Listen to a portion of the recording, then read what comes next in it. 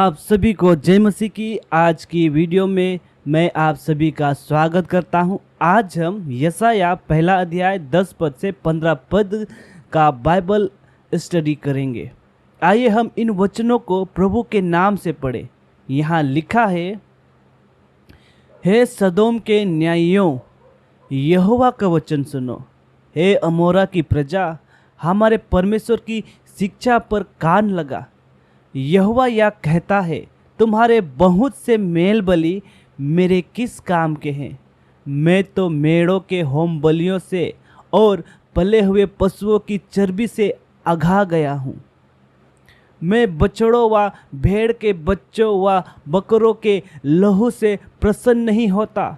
तुम जब अपने मुंह मुझे दिखाने के लिए आते हो, तब यह कौन चाहता है कि तुम मेरे आंगनों को पाँव से रौंदो? व्यर्थ अन्न बलि फिर मत लाओ। धूप से मुझे घृणा है। नए चांद और विश्राम दिन का मानना और सभाओं का प्रचार करना यह मुझे बुरा लगता है। महासभा के साथ ही साथ अनर्थ काम करना मुझसे सहा नहीं जाता।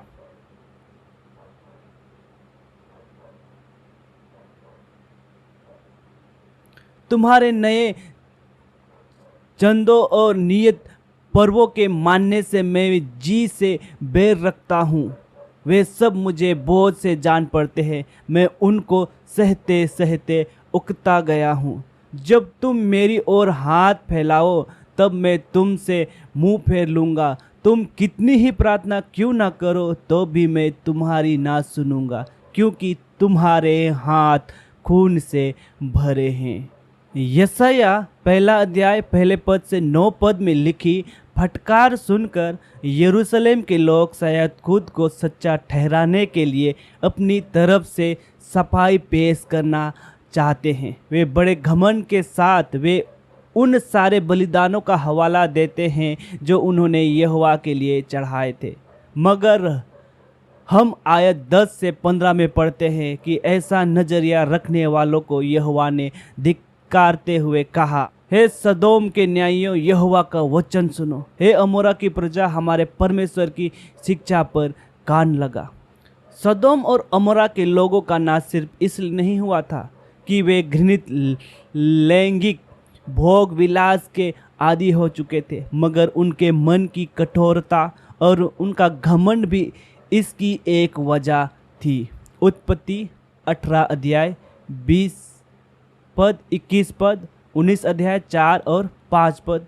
यशायाह की बात सुनने वालों को जरूर भारी झटका लगा होगा जब उन्होंने सुना कि वह सदोम और अमोरा जैसे श्रापित नगरों के लोगों से उनकी तुलना कर रहा है।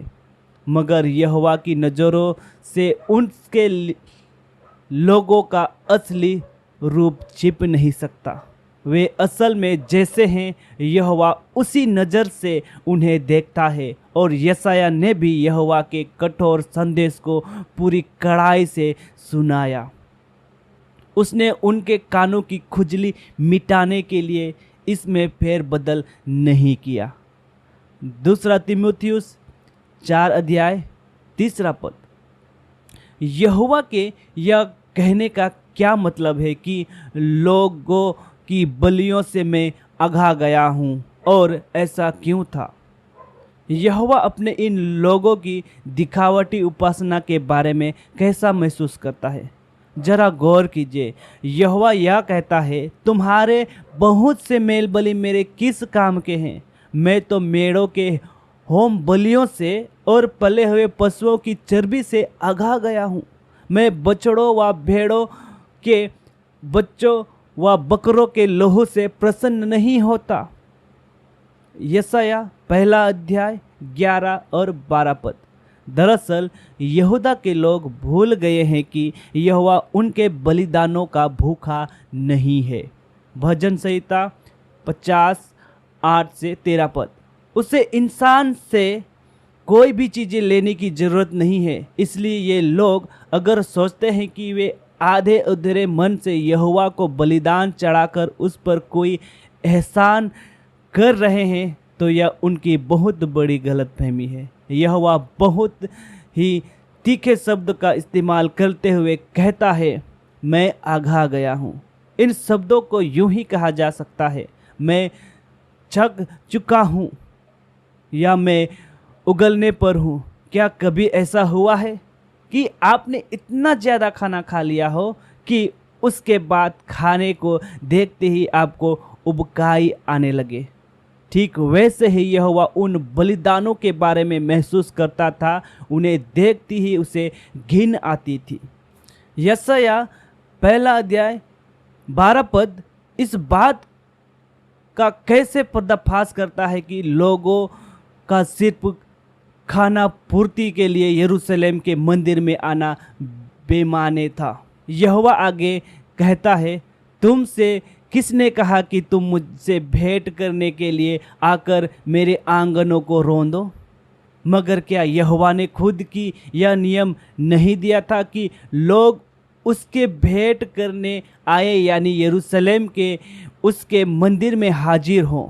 निर्गमन 34 अध्याय 23 से 24 पद। जी हाँ, परमेश्वर ने यह नियम तो दिया तो था, मगर इज़राइली लोग शुद्ध उपासना करने का महज दिखावा करने के लिए ही मंदिर आते थे, जबकि उनके मन अशुद्ध थे। उनका बार बार मंदिर में आना सिर्फ एक खाना पूर्ति थी। इसलिए यहोवा की नज़रों में यह मंदिर के आंगनों को रौंदने से ज़्यादा और कुछ नहीं था। यहूदी उपासना में कैसे कैसे काम कर रहे थे और ये यहोवा के लिए क्यों एक भारी भरकम बोझ बन चुके थे। इसलिए कोई ताज्जुब नहीं कि यहोवा अब और कड़ाई से बात करता है, बेकार की बलियां तुम मुझे मत चढ़ाते रहो। जो सुगंधित सामग्री तुम मुझे अर्पित करते हो, मुझे उससे घृणा है। नए चांद की दावतें, विश्राम और शब्द मुझसे सहन नहीं हो पाते। अपनी पवित्र सभाओं के बीच जो बुरे कर्म तुम करते हो, मुझे उनसे घृणा है।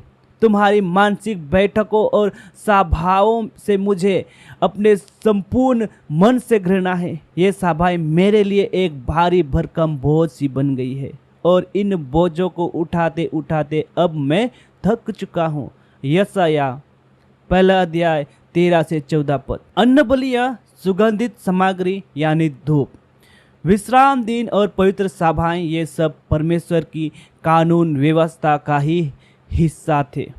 और जहाँ तक नए चांद की बात है, तो व्यवस्था में बस इतना ही कहा गया था कि इन्हें मनाया जाना चाहिए। मगर वक्त के बीतते इस त्योहारों के साथ कुछ ऐसी परंपराएं जुड़ती गई जो अच्छी थी।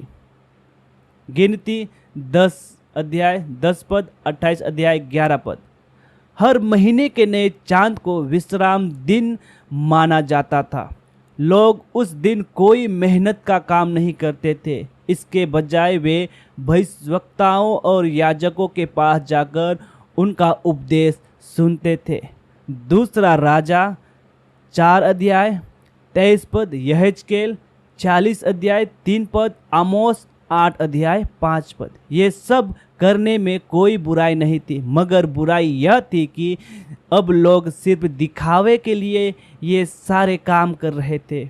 और तो और जहाँ एक तरफ यहूदी परमेश्वर की व्यवस्था का पालन करने का दिखावा कर रहे थे, वही दूसरी तरफ इसकी आड़ में वे भूत विधा जैसे बुरे कर्म भी कर रहे थे। इसीलिए उनकी उपासना यहोवा के लिए एक भारी भरकम बोझ बन चुकी थी।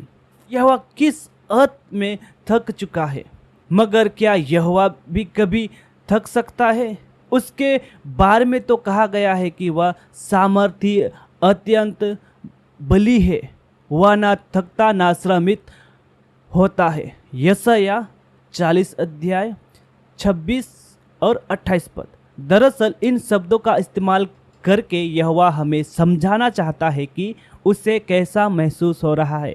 क्या आपने कभी बहुत देर तक ऐसा भारी बोझ उठाया है कि आपका सारा शरीर कपकपाने लगा हो? और आप उस बोझ को उतार फेंकना चाहते हो। जब यहोवा के लोग महज दिखावे के लिए उसकी उपासना करने का ढोंग करते हैं तो उसे भी ठीक ऐसा ही महसूस होता है। यहोवा ने अपने लोगों की प्रार्थनाएं सुनना बंद क्यों कर दिया है? यहोवा उपासना के उस काम का जिक्र करता है जो सभी पहलुओं से ज़्यादा निजी और गहरा होता है। जब तुम मेरी ओर हाथ फैलाओ तब मैं तुमसे मुख फेर लूँगा। तुम कितनी ही प्रार्थना क्यों ना करो तो भी मैं तुम्हारी ना सुनूंगा, क्योंकि तुम्हारे हाथ खून से भरे हैं। यशायाह 1:15। हाथ ऊपर उठाकर खुली हथेली स्वर्ग की तरफ करके खड़े होने की मुद्रा का यह मतलब है कि एक इंसान परमेश्वर से विनती या प्रार्थना कर रहा है, लेकिन अब उसके लोगों की यह मुद्रा यहोवा के सामने बेमाने हो गए हैं, क्योंकि उनके हाथ खून से रंगे हैं। देश में हर तरफ हिंसा अत्याचार हो रहा है। जहां देखो वहां कमजोरों पर जुल्म ढाया जा रहा है। उस पर ऐसा दुर्व्यवहार करने वाले स्वार्थी लोगों का यहोवा से प्रार्थना करके उससे आशीष मांगना कितने ही शर्म की बात है। इसमें कोई ताज्जुब नहीं है कि यहोवा उनसे कहता है, मैं तुम्हारी ना सुनूंगा। आज ईसाई जगत कौन सा पाप कर रहा है और कैसे कुछ मसीही भी इस फंदे में फंसते जा रहे हैं। इन्हीं लोगों की तरह आज हमारे दिनों का ईसाई जगत है। वह सिर्फ दिखावे के लिए ही अपनी बेकार की धर्म कर्म के दूसरे काम करके परमेश्वर को खुश करने में कामयाब नहीं हो सके। आज ईसाई जगत कौन सा पाप कर रहा है और कैसे कुछ मसीही भी इस फंदे में फंस जाते हैं। इन्हीं लोगों की तरह आज हमारे दिनों का ईसाई जगत है। वह सिर्फ दिखावे के लिए अपनी कलीसिया में चर्च जाते हैं और धर्म कर्म के दूसरे काम करके परमेश्वर को खुश करने की कोशिश करते हैं। मत्ती रचित सुसमाचार 7:21-23। इसलिए हमें बहुत सावधान रहने की ज़रूरत है कि कहीं हम भी सिर्फ दिखावे के लिए उपासना करने के फंदे में न फंस जाएं, क्योंकि हो सकता है कि एक मसीही गंभीर पाप करने लगे और सोचे कि अगर वह अपने पाप को छिपाए रखे और बस कलीसिया में और ज़्यादा सेवा करने लगे तो उसके पाप खुद ब खुद किसी तरह धुल जाएंगे। सेवा के ऐसी दिखावटी काम यहोवा को कतई पसंद नहीं है। यह एक ऐसी आध्यात्मिक बीमारी है जिसका सिर्फ एक ही इलाज है,